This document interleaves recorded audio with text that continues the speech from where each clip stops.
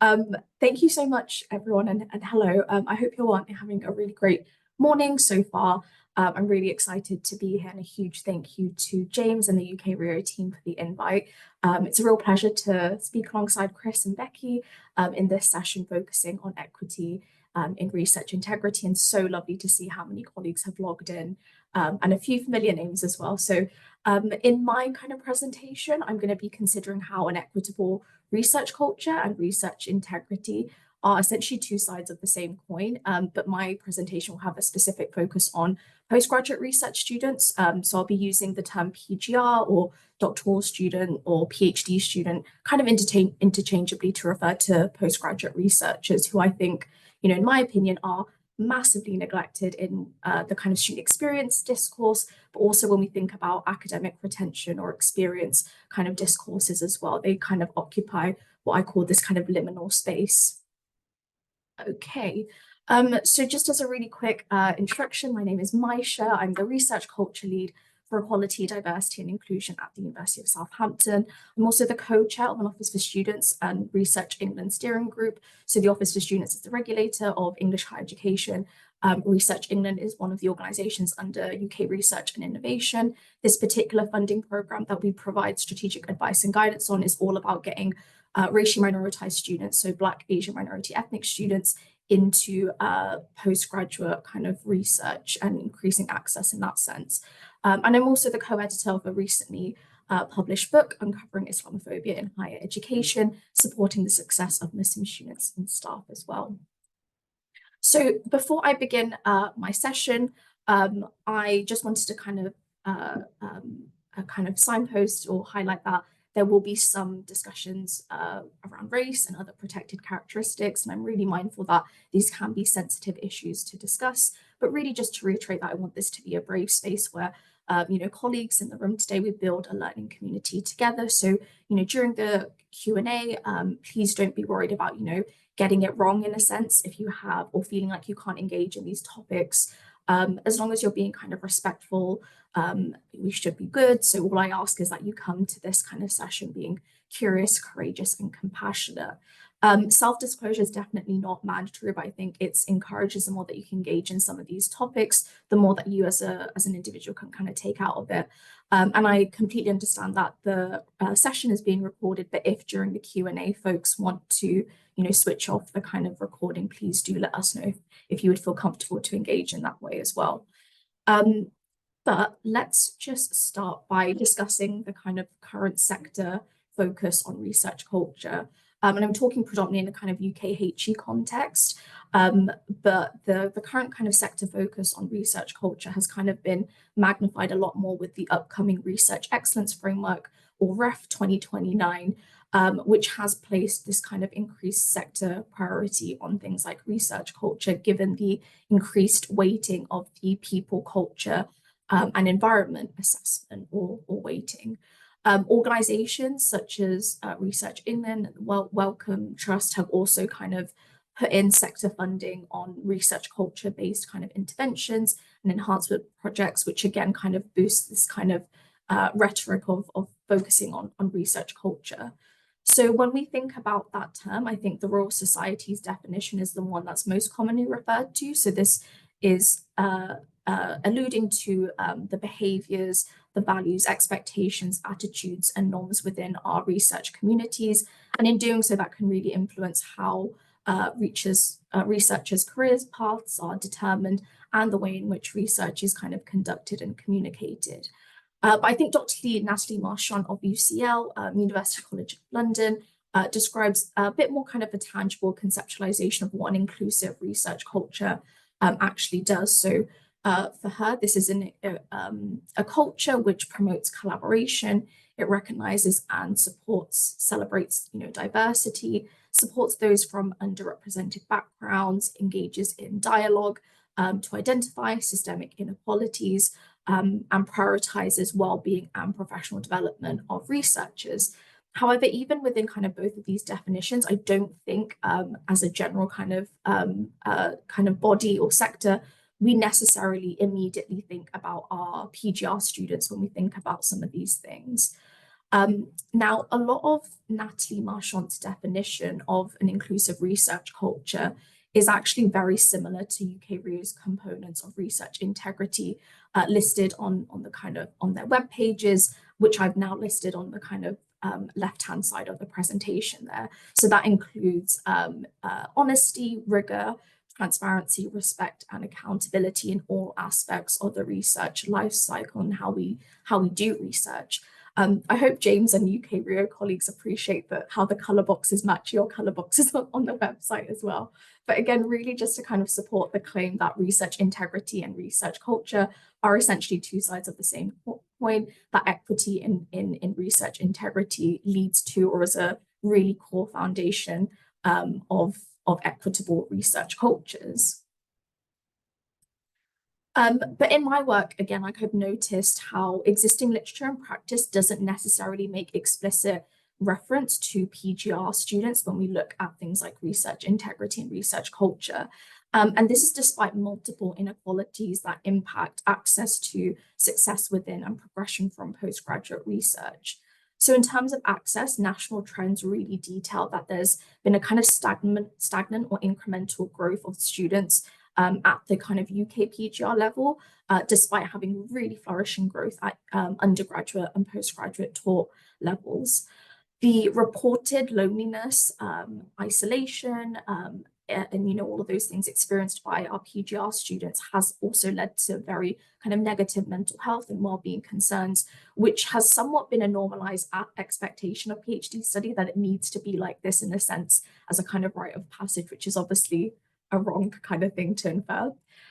Supervisory relationships, financial concerns, work-life balance, all of those things complicate, feelings of belongingness, particularly for racially minoritized PGRs who already report difficulties of belonging to our academic spaces. And lastly, the Postgraduate Research Experience Survey in 2023 noted how whilst PGRs are reporting more opportunities for professional development, racially minoritized and part-time students are actually less likely to be offered or take up some of those opportunities, which can then lead to lower levels of kind of preparedness for future careers and progression. And this is in addition to what I think is the double neglection that PGR students really face. As I mentioned, they seem to occupy this kind of liminal space of being both students and staff, and they're not largely present when we talk about kind of student engagement practice, or as I mentioned, when we think about staff engagement or academic kind of retention in a sense. But recognizing some of these issues, my role at the University of Southampton is all about, developing inclusive, collaborative and diverse kind of research environments for our PhD and PGR students here. So with my kind of student engagement background, I really recognize that an inclusive research culture just has to be underpinned by kind of social justice and liberatory participatory type, ethos. And efforts to do that have to be authentically done in partnership with PGR students. And so was born our PGR Student Partners Scheme. The scheme offers a paid partnership position to our PhD students to work in collaboration with us on our kind of ED&I or mental health and well-being work. And when we recruit PhD students to, join us on the scheme, there's a real clear emphasis on ED&I, and we encourage representation from minoritized groups, given the projects that we kind of focus on, which are always listed in the kind of adverts that we have as well. Our student partners are also fully embedded within our doctoral college. They're not seen as research assistants or interns. They're definitely treated like staff who can come and use our office space if they want to. But our partners have worked on a whole range of projects related to research culture and community, improving access into PGR for underrepresented students, and exploring the experiences of racially minoritized students. And I'll go into a little bit of depth into some of those projects, but it's really just to say that none of the work that we do would be possible, or at least, for me, without the students that we kind of partner with. So they're always kind of fully acknowledged and represented whenever we do dissemination kind of work, presentations, publications, etc. And I'm also really proud to say that this scheme is now nationally recognized. We won the 2024 Find a University Award the best postgraduate campaign or project as well. So we've currently had 3 cycles of our PGR student partner scheme projects, with these projects kind of focusing on strategic areas that have been identified by the Doctoral College here or wider university at Southampton.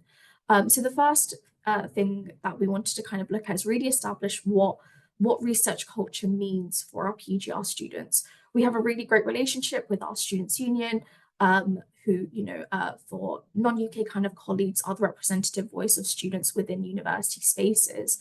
And they implement frequent PGR student experience surveys with us, and we always get that kind of data around 3 or 4 times within an academic year.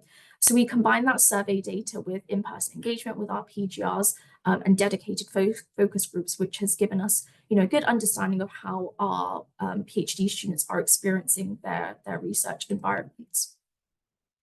That led to more specific research, which focused on research community. As we know, research culture can be quite a broad thing. So we defined community as spaces of where academic and or social gathering kind of occur within their kind of spaces. But collectively, we've gathered a lot of recommendations related to things like communication preferences, engagement and inclusion enablers and blockers, and how to build, community. And 4 kind of main actions were really apparent. The first one being that we needed more physical space dedicated to our PGR students, but also like a parity in how those spaces are offered, where some buildings and some faculties can really offer dedicated spaces, whereas others really can't. Resolving issues related to kind of remote working, or just incentivizing the benefits of working on campus as opposed to at home sometimes. Increasing the opportunities for social events, and having our academic staff feel like they also have an equal stake in creating community and being a part of those social events. And raising awareness that actually community does matter. It's so easy as a PhD student, particularly as one who's kind of recently vivaed, that the research is the kind of be all or end all, but actually these are really important things to ensure a healthy work-life balance, and that we all, like every PhD student, can have a role to play in facilitating a healthy research community. The next project we looked at related again to an institutional goal of increasing the racial diversity of our PhD population. So we specifically looked into actually what were the experiences of our Black and Asian PGR students, which might account for why we're seeing quite a low representation within our PhD population. But the research really emphasized that there is such an elusive nature to entering doctoral study by our Black and Asian PGR students. The lacking racial diversity that they came into once they, passed their application kind of process made some of our students feel like maybe they were tokenistic recruits. And actually that really demonstrates how having monolithic research environments can really work to diminish racially minoritized students' sense of academic ability and sense of belonging in these spaces. Further racialized inequalities also kind of transpired in feeling caught between various kind of institutional and cultural structures. So how their racialized identity put them at odds sometimes with the kind of white majoritarian norms of a kind of academic environment. And so for many, they had either socialized to kind of accept or adapt to these macro and microaggressions, and a satisfied settling was really apparent in some students' mindset. So I kind of use that term to denote how underrepresented or minoritized students often settle for a less than experience because they're so used to going through educational systems and structures that don't necessarily think about their kind of needs. But really these responses highlight the mental health and well-being toll on racially minoritized students, and therefore really suggest that we need better investment into kind of culturally competent kind of care and kind of culturally competent research cultures. Otherwise, we're just going to drive diversity of student groups out from our higher education systems. This is really like kind of touching on the surface of this research. So if you're interested in finding out more, there's a QR code and hopefully like a link in the chat as well. So some of the things that we're doing to kind of alleviate and address some of the barriers, just really getting into postgraduate research, has been our kind of what we've now badged the Demystifying the PhD kind of program of activities. And again, where appropriate, we've worked with departments within Southampton to really ensure that underrepresented students have been consulted, as well as our PhD students, into the kind of program events that we're kind of making available. And like I said, this is importantly, like so much cross-departmental collaboration has happened with our careers team, as well as our widening participation and social mobility team. But essentially, this includes a weekly delivered kind of information series twice within an academic year, both in person and online. If students can't attend those sessions, they can work through self-directed modules. And again, this takes you a student through as to, what is a PhD? Is it for me? What are some of the kind of nuances of getting into this kind of area of study? We've also putting together tailored PhD roadmaps with like a step-by-step kind of plan of action of what the student would need to do to apply for a PhD program. We've piloted this year a Progress to PhD peer mentoring scheme, which matches undergrads and master's students from underrepresented backgrounds with a PhD student to get more kind of on the ground kind of intel as to what it's like doing a PhD, as well as our undergraduate summer research internship program, which provides undergrad students with research experience. As we know, that's really kind of invaluable to many PhD applications as well. But we have written about our Demystifying the PhD program as well. So there's a QR code which should take you to a little bit of a write-up, as well as hopefully a link in the chat as well. Another place where we're addressing some of these concerns is looking closer at the supervisory relationship. We know that effective and inclusive supervision is one of the biggest predicators of doctoral student success. So led by my really wonderful colleague, Lena Al-Jabbar, we've created a PGR Supervisor Partnership Agreement. And it's essentially a framework for both PGR students and supervisors to have a really open discussion and set mutually agreed upon ways of working at the very beginning of their relationship.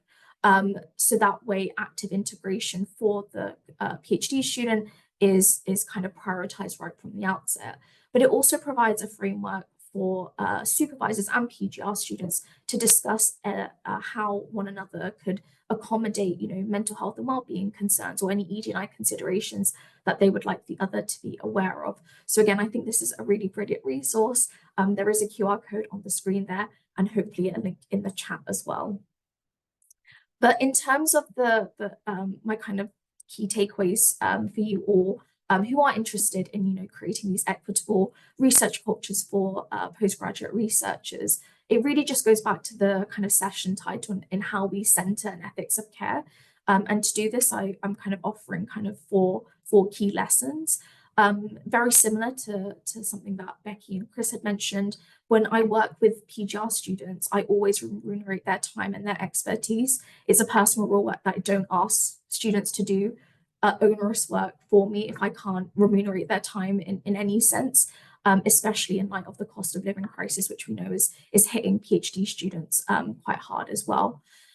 Second, when focusing on kind of equality, diversity, inclusion, or kind of partnership work, I've learned so many lessons, both as a kind of professional and as an academic, about how social justice and critical theories and frameworks can really influence a kind of positive way of working. So many of the ways in which I work are based off of critical race theory, participatory action research, decolonial theory, and Black feminist theory, which really does center kind of minoritized students and staff in the kind of work that we do. Thirdly is really making sure that when we talk about partnership and working in partnership with students, it's something that's negotiated. So, when I get my PGR partners, at the beginning, we really collectively decide together on like working patterns and expectations, vice versa.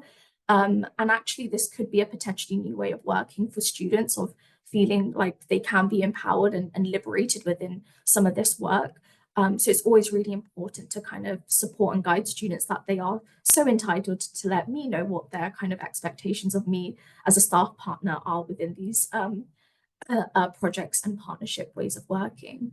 And finally, just, centering collaboration. We always place a really key emphasis on like this relationary type of working. So it's not only important that students work with staff within, the University of Southampton, but also with one another. So we really center on team working and creating long-lasting kind of relationships and making sure that students actually feel like they've gotten a lot from the partnership. As you can see from this picture, I think it's a really nice kind of way of showing that I still keep in touch with PGR partners after their kind of work has kind of formally ended, and they keep in touch with one another as well.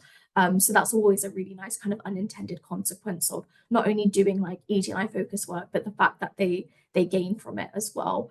But again, if you're interested in hearing more kind of reflections from both myself and my PhD students I've worked with, we did write up a CEDA publication of the PGR Student Partner Scheme. So you can scan the QR code, or again, there should be a link in the chat there.